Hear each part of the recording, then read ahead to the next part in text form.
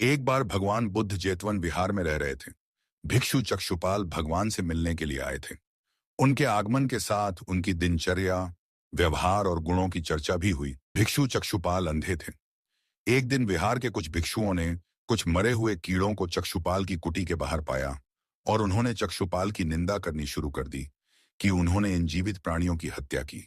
भगवान बुद्ध ने निंदा कर रहे उन भिक्षुओं को बुलाया और पूछा कि क्या तुमने भिक्षु को कीड़े मारते हुए देखा है। उन्होंने उत्तर दिया, नहीं। इस पर भगवान बुद्ध ने उन साधकों से कहा कि जैसे तुमने उन्हें कीड़ों को मारते हुए नहीं देखा, वैसे ही चक्षुपाल ने भी उन्हें मरते हुए नहीं देखा और उन्होंने कीड़ों को जानबूझकर नहीं मारा है। इसीलिए उनकी भर्त्सना करना उचित नहीं है। भिक्षुओं ने इसके बाद पूछा कि चक्षुपाल अंधे क्यों हैं? उन्होंने इस जन्म में अथवा पिछले जन्म में क्या पाप किए?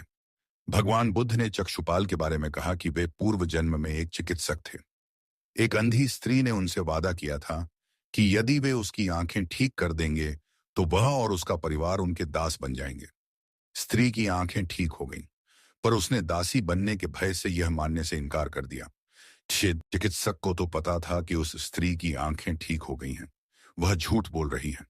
उसे सबक सिखाने के लिए या बदला लेने के लिए चक्षुपाल ने दूसरी दवा दी।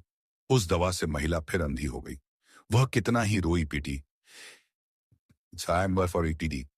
लेकिन चक्षुपाल जरा भी नहीं पसीजा।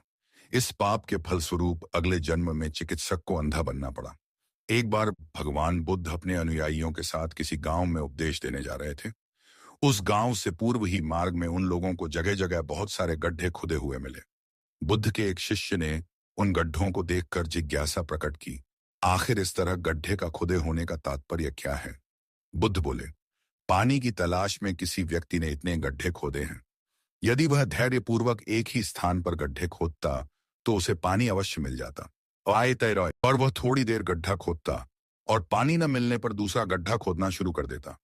व्यक्ति को परिश्रम करने के साथ धैर्य भी रखना चाहिए। एक बार भगवान बुद्ध भिक्षा के लिए एक किसान के यहाँ पहुंचे। तथागत को भिक्षा के लिए आया देखकर किसान उपेक्षा से बोला, श्रमण मैं हल जोतता हूं और तब खाता हूं। तुम्हें भी हल जोतना और बीज बोना चाहिए और तब खाना खाना चाहिए। बुद्ध ने कहा, महाराज मैं भी खेती ही करता हूं। इस पर किसान को जिज्ञासा हुई और वह बोला, मैं न तो तुम्हारे पास हल देखता हूं, ना बैल और ना ही खेती का स्थल। तब आप कैसे कहते हैं कि आप भी खेती ही करते हो? आप कृपया अपनी खेती के संबंध में समझाइए। बुद्ध ने कहा, महाराज मेरे पास श्रद्धा का बीज, तपस्या रूपी वर्षा और प्रजा रूपी जोत और हल है। पाप बीरूता का दंड है। विचार रूपी रस्सी है।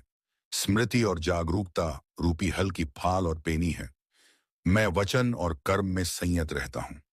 मैं अपनी इस खेती को बेकार घास से मुक्त रखता हूं और आनंद की फसल काट लेने तक प्रयत्नशील रहने वाला हूं।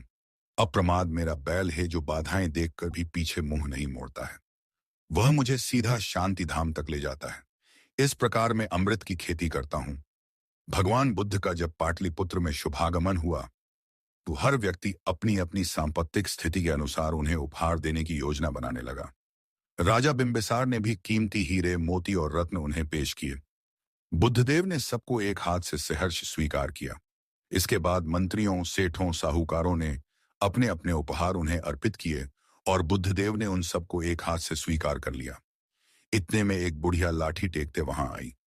बुद्धदेव को प्रणाम कर वह बोली, भगवान जिस समय आपके आने का समाचार मुझे मिला उस समय मैं यह अनार खा रही थी। मेरे पास कोई दूसरी चीज न होने के कारण मैं इस अधखाए फल को ही ले आई हूं। यदि आप मेरी इस तुच्छ भेंट स्वीकार करें तो मैं अहोभाग्य समझेंगी। भगवान बुद्ध ने दोनों हाथ सामने कर वह फल ग्रहण किया। राजा बिंबिसार ने जब यह देखा तो उन्होंने बुद्धदेव से कहा, भगवान क्षमा करें।